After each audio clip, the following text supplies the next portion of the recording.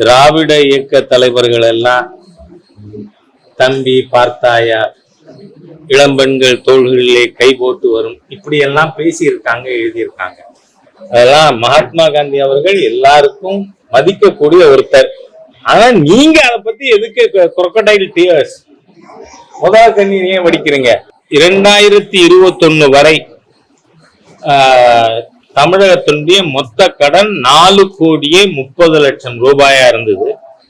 இப்போ 9,30,00,000 ரூபாயாக, அதாவது கடந்த 5 ஆண்டுகள்ல மிக பெரிய அளவுல கடன் வாங்கி இருக்கின்ற ஒரு அரசு. ஏற்கனவே நான் பத்திரிகை நண்பர்கள்ட்ட கேட்டிருக்கேன், வாங்கின கடனை என்ன பண்ணேன்னு சொல்லுன்னு. காரணம் என்னன்னா, நாம எப்ப பார்த்தாலும் யூபியை பாரு, பீகாரை பாரு, அதெல்லாம் முன்னேறலன்னு தமிழகத்தினுடைய முதல்வருக்கும் நிதியமைச்சருக்கும் கவனப்படுத்துறதுக்காக சொல்றேன்னா, உத்தரப்பிரதேசம் நம்மளை போல 3 மடங்கு பாப்புலேஷன் இருக்கிற மாநிலம்.